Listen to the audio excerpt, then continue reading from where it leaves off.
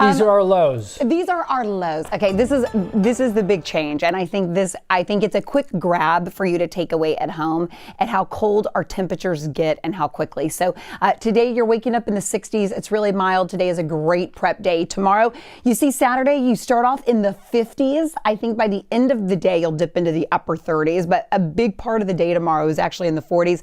And then look at the low temperatures for Sunday, Monday, and Tuesday. You see how cold we get, how quick it gets. That's the Arctic air that's going to be moving in quickly. So the big picture, now this is our 7-day forecast. I know you're probably just waking up and tuning in.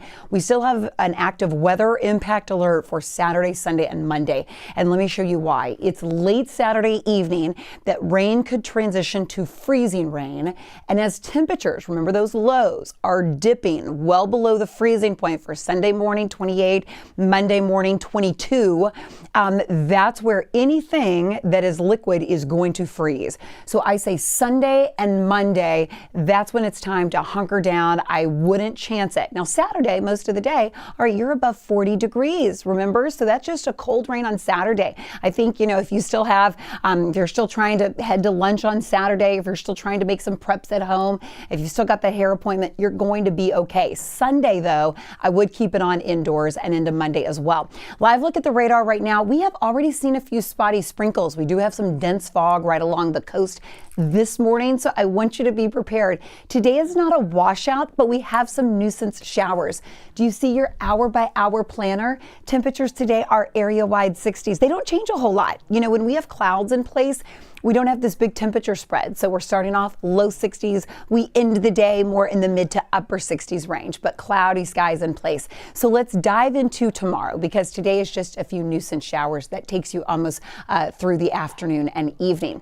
Tomorrow morning when you wake up, as early as 6, 7 a.m., it is going to be raining across the board. And I think it's just rain. Remember, 50s transitioning to 40s. Take a look at the freeze line. So the pink is indicating from freezing rain to potential ice, mainly areas from Livingston, Huntsville, into Bryan College Station.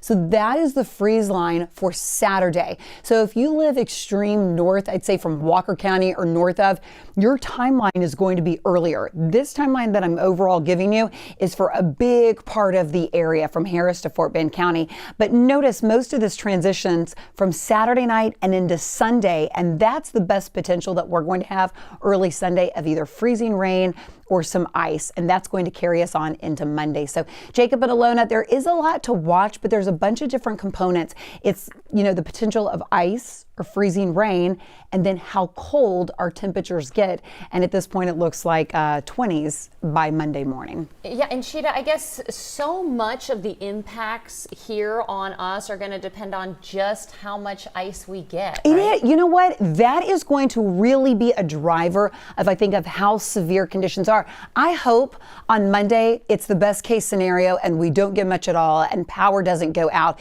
But, this is the GFS, and I do think this is a little bit more bullish, so compared to the euro. So I'm going to show you that. I don't want to say worst case scenario, but I do think that, if we end up with this could knock out some power. We're looking anywhere from a few hundredths of an inch of ice to a few tenths of an inch of ice. So probably around our entire area, less than a quarter of an inch. But notice if you just head to Waco, Palestine, even Lufkin, do you see how quickly these ice totals jump areas just north of us? That's why travel across the state is going to be really, really hard. Now, to put this in perspective, a trace to a quarter inch of ice can make for dangerous travel. That's why we're saying stay off the roads Sunday and Monday and minimal power outages. But once you get over a quarter of an inch of ice, that's the crippling ice storm that you've probably heard on a national perspective. And Jen, that's why we're encouraging so many drivers, after 7 p.m. Saturday night, stay put for Sunday and Monday. You just don't want to chance it.